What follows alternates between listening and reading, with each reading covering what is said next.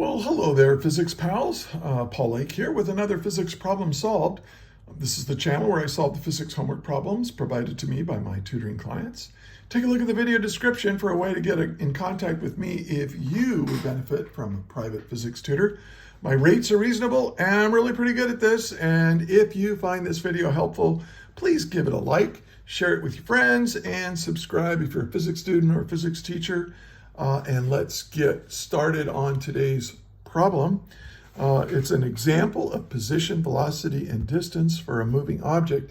And this problem is really for a beginning problem. Like this might be your first assignment in physics, is dealing with these concepts of position vectors, displacement vectors, and average velocity and distance. So we're going to be using these ideas. If you've never heard of these, you might want to study a little bit before you try this problem. But if you give it a shot. I suggest you pause the video and try to work it yourself, and then unpause the video and go through it and compare your work with mine and see how you do. And hey, if you have any questions, leave them in the comments. And so let's get started. Let's read through the problem. It says an object is moving along the x-axis. At t equals 0 seconds, the object is located at 17 meters. And at t equals 3 seconds, the object is now located at x equals 8 meters. So the first thing we want to do is draw the position and displacement vectors on an x-axis, or adjacent to one, anyway. And then B, what was the average velocity of the object over the 3-second interval? And C, what distance did the object travel? So pretty easy problem if you understand these concepts, but it's good to work easy problems before you get to the really hard ones. And so let's get going. Let's see what's given here. I always write down what's given in terms of the variables we use. And it says an object's moving along an x-axis, so I'll be drawing an x-axis. At t equals 0 seconds, the object is located at 17 meters. So at t equals 0 seconds, my position on the x-axis is equal to 17 meters. And then at t equals 3 seconds, my position has changed, and it is now at 8 meters. Now we're going to call this the initial position. This right here. This is where we were at the beginning of the time interval. And this is my final position because it's where we ended up at the end of the time interval. Okay, and so the first thing we want to do with this, let's see, what are we trying to find? See, given, find, well, for part A, we want to draw the position and velocity and position and displacement vectors on the x-axis. So draw position and displacement vectors on x-axis. And then what do you want for B? We want the average velocity. And then for C, we want the distance. I'll use D for distance. Okay, now setting up a problem like this, and I use given, find, and solve. Now, many years ago, I think Ronald Reagan had just been elected president. I was a student at Cal Poly, San Luis Obispo, and they made us do all of our physics problems and engineering problems. I was an engineering major with given, find, and solve. And it's really simple and really easy. And it takes a little bit of time to write these words, but if you organize the problem at the beginning and really set it up well, you'll actually solve the problem in much less time and much more accurately. It's an efficient way of doing physics problems. All right, so we want to draw the position and displacement vectors on an x-axis. So the first thing I need to do is draw an x-axis. And the farthest we are from the origin, we'll make this the origin, is 17 meters. So I'll go 1, 2, 3, 4, 5, 6, 7, 8, 9, 10, 11, 12, 13, 14, 15, 16, 17. That's as far as I need to go. And this is the x-axis in meters. Now, I could draw it exactly on the axis, but then I'm drawing lines over lines, and it gets a little cluttered up. So what I'm going to do is this. I'm going to draw the initial position vector, which was at 17. I'm just going to put it right here, and I'm going to kind of stack these vectors on. So this is my initial position. Now, to draw a position vector, listen to me right now. Position vectors always start at the origin. It's really where the object is located with respect to the origin, and it's going to be an arrow that looks like this.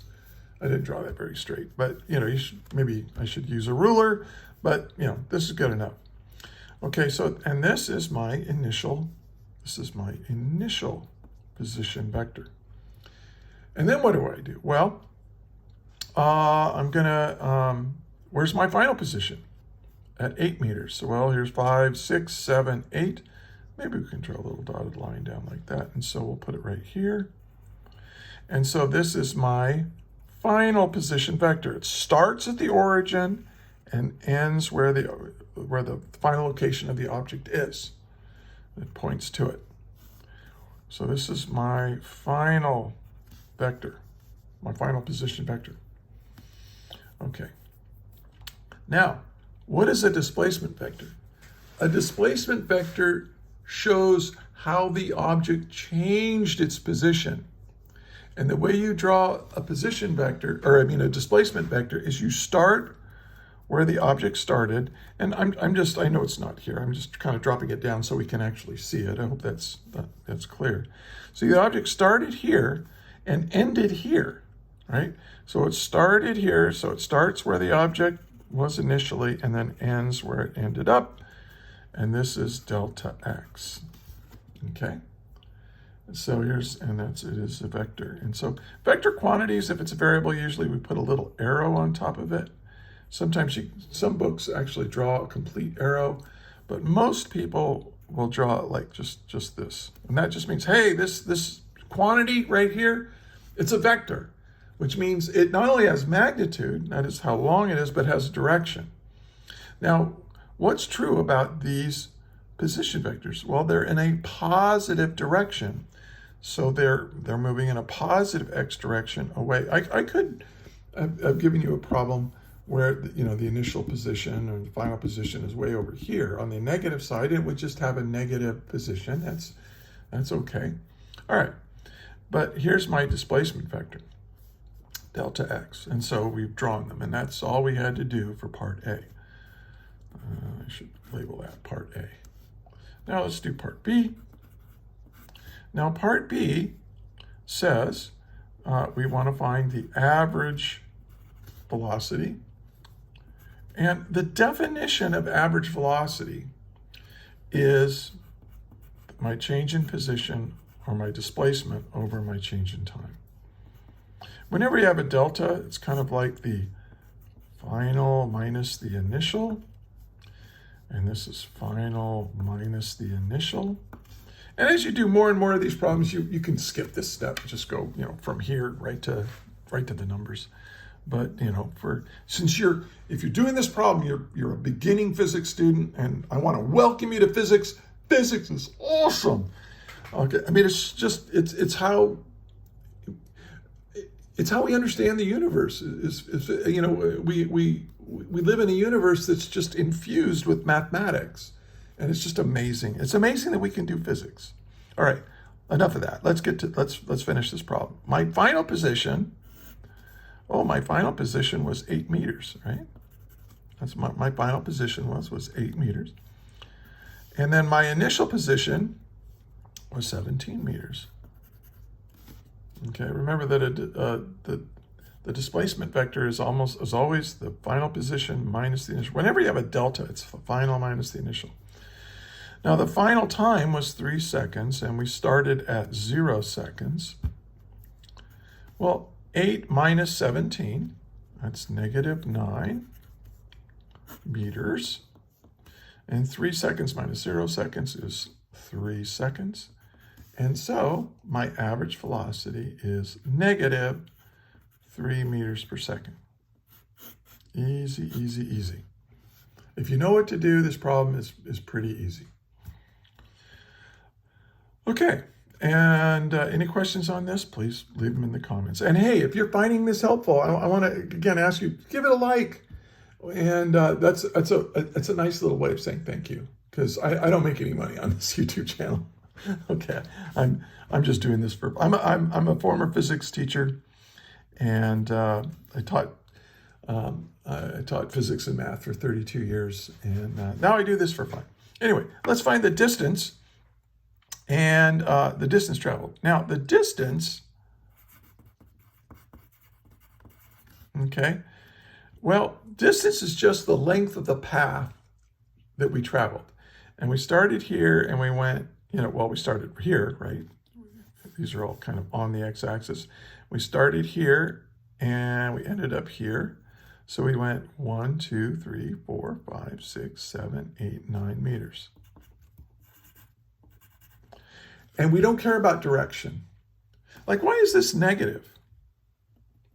Well, it's negative because my displacement was in the negative direction. See, this is a vector, and this vector is pointed in the negative x direction. And it comes out in the math that this is negative. But distance, you don't care about direction. You just care about how many meters path length you have. And we started here, we went here. Now, in this problem, there's no change in direction. If there was a change in direction, let's say you went 1, 2, 3, 4, 5, 6, 7, it went 1, 2, 3, 4, 5, 6, 7, 8, 9. But what if you reverse direction and ended up here? 9, 10, 11, 12, 13. You would just count the number of meters that you traveled, regardless of direction. There's no such thing as negative distance. So this is my answer, and we have completed this whole problem. So it's a nice little problem, not that hard if you understand these concepts, and I hope this helped introduce you to these concepts. So, hey, thanks for watching. Give it a like, and hey, may the net force be with you always. That is all.